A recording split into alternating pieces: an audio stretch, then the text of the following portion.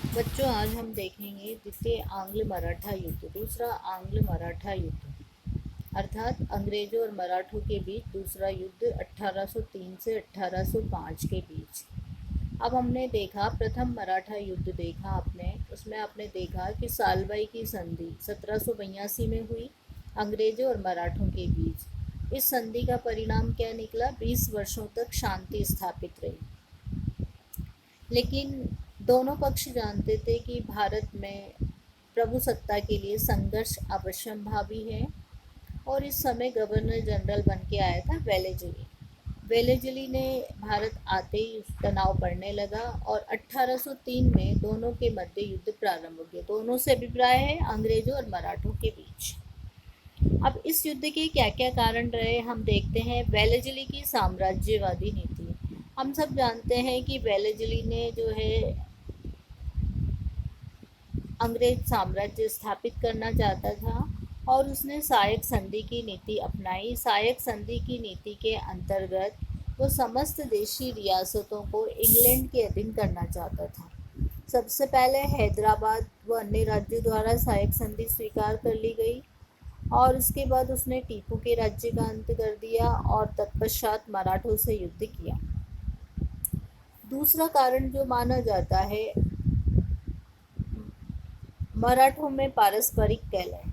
अब मराठों के पारस्परिक कलह क्या थे कि इस समय तक जो पेशवा था, पेशवा माधवराव द्वितीय की मृत्यु हो गई थी और नाना फडणवीस महादजी सिंधिया में पहले से ही मतभेद थे। फिर कालांतर में नाना फडणवीस की भी मृत्यु हो गई। सिंधिया होलकर के बीच प्रतिद्वंदिता प्रारंभ हो गई। इस समय जो पेशवा बने, पेशवा बाजीराव द्वितीय, उसने जसवंत राव होलकर के भाई का वध करवा दिया। इसका बदला लेने के लिए होलकर ने पेशवा और सिंधिया की संयुक्त सेना पर आक्रमण किया। पेशवा हार गया और अंग्रेजों की शरण में चला गया। तीसरा जो कारण माना जाता है, पेशवा की अयोग्यता। हमने पहले भी पढ़ा कि इस समय जो पेशवा था बालाजी द्वितीय अयोग्य और षड्यंत्रकारी था। पहले उसने जो है सिंधिया को अपनी ओर मिलाया। सिंधिया के पश्चात वो होलकर की शरण में चला गया और होलकर से भी जब वो असंतुष्ट हो गया तो वो अंग्रेजों की शरण में चला गया। इस तरह उसने सिंधिया और होलकर से नियंत्रण से मुक्त होने के लिए बाजीराव द्वितीय बैसिन में जाकर अंग्रेजों से संधि की।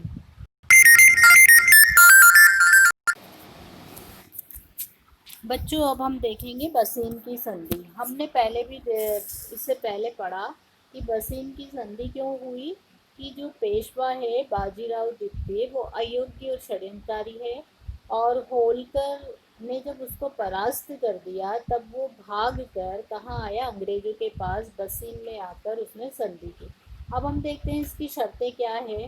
इसमें दोनों पक्षों ने एक दूसरे की सहायता का वचन दिया। दोनों पक्ष अर्थात पेशवा और अंग्रेजों ने। पेशवा ने अपने राज्य में 6000 सैनिक रखने का, अंग्रेजी दस्ता रखना स्वीकार किया। इसका खर्च भी पेशवा उठाएगा, 26 लाख रुपए देगा और यदि उसके पास नगद नहीं होगा तो पेशवा कुछ प्रदेश अंग्रेजों को दे देगा। तीसरी शर्त ये रखी कि पेशवा बिना अंग्रेजों की अनुमति के मराठा राज्य में किसी अन्य यूरोपीय को नियुक्ति नहीं देगा, न ही अपने राज्य में रहने की अनुमति देगा।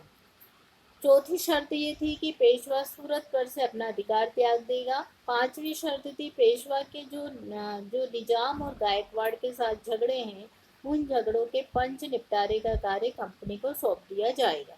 भविष्य में किसी भी राज्य के साथ युद्ध संधि पत्र व्यवहार बिना अंग्रेजों की अनुमति के नहीं करेगा। इस तरह ये बसीन की संधि जो है पेशवा और अंग्रेजों के मध्य हुई। अब ये बसीन की संधि ही जिम्मेदार है द्वितीय आंग्ल मराठा को युद्ध प्रारंभ। अब बच्चों, अब हम देखेंगे देवगांव की संधि। अब देवगांव की संधि से पूर्व क्या घटनाक्रम हुआ? हमने ये देखा कि बसीन की संधि हो गई किस किस के बीच? पेशवा और अंग्रेजों के बीच। लेकिन इस संधि को भोसले ने नहीं माना, सिंधिया ने नहीं माना, अपनी नाराजगी प्रकट की और मराठा सरदारों ने जो है अंग्रेजों से लड़ने की योजना बनाई। उधर वेलेजली जानता था कि मराठा सरदार इसे नहीं मानेंगे। उसने भी युद्ध की तैयारियां प्रारंभ कर दी। क्योंकि इस समय सिंधिया उत्तर में और भोसले नागपुर में था, अतः इन दोनों प्रदेशों में अंग्रेजी सेनाएं भेज दी गई। अब उस जो है जनरल लेक ने कानपुर से रवाना होकर अलीगढ़ पर अधिकार किया और सिंधिया को लासवाड़ी में हराया। तत्पश्चात दक्षिण में आर्थर वेलेस्ली ने मराठों को कई बार परास्त किया और भोसले सिंधिया की संयुक्त सेना को असाई नामक स्थान पर हराया। भोसले व सिंधिया के साथ जो संधि की गई वो संधि जो है देवगांव की संधि कहलाई। अब भोसले के साथ की गई ये संधि हम पढ़ेंगे, फिर इसके पश्चात अगली संधि जो पढ़ेंगे वो सिंधिया के साथ पढ़ेंगे। तो देवगांव की संधि क्यों हुई, हमने पढ़ा कि जो है अंग्रेज सेना द्वारा भोसले और सिंधिया की संयुक्त सेना को परास्त किया गया। सर्वप्रथम भोसले ने देवगांव की संधि की और इस संधि में क्या शर्तें थी वो आप देखेंगे। देवगांव की संधि ने कटक और वर्धा नदी के पश्चिम के प्रदेश अंग्रेजों को दे दिए। भोसले ने बसिन की संधि को मान लिया। उसने अपनी राजधानी नागपुर में एक अंग्रेज रेजिडेंट रखना स्वीकार कर लिया और उसने ये भी वचन दिया कि वो अंग्रेजों के अतिरिक्त किसी अन्य यूरोपीय को नौकरी पे नहीं रखेगा। उसने निजाम पर किसी प्रकार का दावा न करने का भी वायदा किया और उसने पेशवा और निजाम के बीच झगड़े की स्थिति में उसने अंग्रेजों की मध्यस्थता स्वीकार करने का वचन दिया। इस प्रकार बच्चों हम देखते हैं कि देवगांव की संधि में भी उन्हीं शर्तों पर अंग्रेजों ने जोर दिया जो बसिन की संधि में दी गई थी। उन्हें जो है अंग्रेजों के अतिरिक्त अन्य किसी का दबदबा इन राज्यों पर नहीं चलने दिया। अब बच्चों अब हम देखेंगे सिंधिया के साथ की गई संधि। सुरजी अर्जुन गांव की संधि 30 दिसंबर 1803 को की गई। इस संधि में ये कहा गया कि सिंधिया मुगल सम्राट पर से अपना प्रभुत्व हटा देगा, निजाम, पेशवा और गायकवाड़ पर भी अपने दावे छोड़ देगा। दूसरा, इससे सिंधिया से भी बसिन की संधि को मान्यता प्रदान करवाई गई। तीसरी बात जो कही गई इसमें कि सिंधिया ने गंगा यमुना के बीच का सारा प्रदेश अंग्रेजों को दे दिया। चौथी बात ये कही गई इसने राजपूताना के राज्य जयपुर, जोधपुर, गोहात पर से अपना अधिकार, अपना प्रभाव समाप्त कर दिया। किसने? सिंधिया ने। और उसने अपनी राजधानी में एक अंग्रेज रेजिडेंट और सहायक सेना रखना स्वीकार किया। इसके बदले में कंपनी ने उसे पूर्ण सुरक्षा का आश्वासन दिया। फिर हम देखते हैं कि उसने अपने यहाँ अंग्रेजों के अतिरिक्त किसी अन्य यूरोपीय को नौकरी न करने का वचन दिया। इस तरह इन दोनों के साथ ये संधियाँ संपन्न हुई। बच्चों अब हम देखते हैं कि इन संधियों का कौन कौन सी संधियों का देवगांव की संधि और सुरजी अर्जुन गांव की संधि के क्या परिणाम निकले। तो इसमें जो परिणाम हमारे समक्ष है, सिंधिया और भोसले की लगातार हार ने ये स्पष्ट कर दिया कि भविष्य में मराठा शक्ति का अंत होने वाला है। दूसरा प्रभाव ये पड़ा इस संधि का परिणाम जो निकला, इससे मराठों के यहाँ फ्रांसीसियों का प्रभाव नष्ट हो गया। तीसरा जो परिणाम निकला, अंग्रेजों के साम्राज्य का विस्तार हुआ। उत्तर और दक्षिण में उन्हें कई प्रदेश मिले। इन दोनों मराठा सरदारों ने सहायक संधि को स्वीकार किया। निजाम, गायकवाड़ और राजपूताना के राज्य सिंधिया और भोसले के प्रभाव से मुक्त हो गए।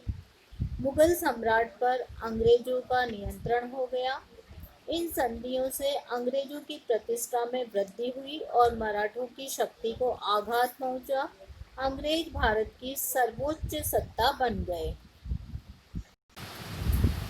अब हम देखते हैं बच्चों कि सिंधिया और भोसले के साथ तो अंग्रेजों ने संधियां संपन्न कर ली, लेकिन अभी मराठा संघ का एक स्तंभ बाकी था, होलकर, जिसने बसिन की संधि को अस्वीकार कर दिया था और वो अंग्रेजों से युद्ध के लिए तैयार था।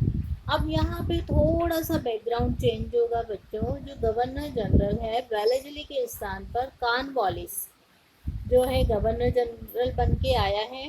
और उसके शासनकाल में ही होलकर के साथ राजघाट की संधि संपन्न हुई फरवरी 1806 में। अब इस संधि में क्या क्या शर्तें थी वो हम देखेंगे। होलकर ने चंबल नदी के उत्तर प्रदेशों तथा पूना बुंदेलखंड से अपने दावे वापस ले लिए। नंबर 2, अंग्रेजों ने उसे चंबल के दक्षिण के स्थित प्रदेश लौटा दिए। इसके अतिरिक्त और दो प्रदेश भी दे दिए जिसमें टोंक और रामपुर भी शामिल था। राजपूताना पर होलकर का प्रभाव मान लिया गया। होलकर ने वचन दिया कि वह अंग्रेजों के अतिरिक्त किसी अन्य यूरोपीय को अपनी नौकरी में नहीं रखेगा और अंग्रेजों ने उसके आंतरिक मामले में हस्तक्षेप न करने का वचन दिया। अब हम देखते हैं बच्चों, इन संधियों की जो समीक्षा की जाए, या हमने 3 संधियां पढ़ी। पहली पढ़ी देवगांव की संधि, दूसरी पढ़ी सुरजी अर्जन गांव की संधि, तीसरी पढ़ी राजघाट की संधि। तो इन संधियों में जो देखा जाए तो हम ये देखते हैं कि इन संधियों में अंग्रेजों ने भारतीय प्रदेशों पर अर्थात मराठों पर अपना प्रभाव स्थापित करने का प्रयास किया, अधिक से अधिक प्रभाव बढ़ाने की चेष्टा की। और इस संधि के पश्चात द्वितीय मराठा युद्ध समाप्त हुआ और तृतीय मराठा युद्ध के क्या क्या कारण रहे वो हम आगे पढ़ेंगे।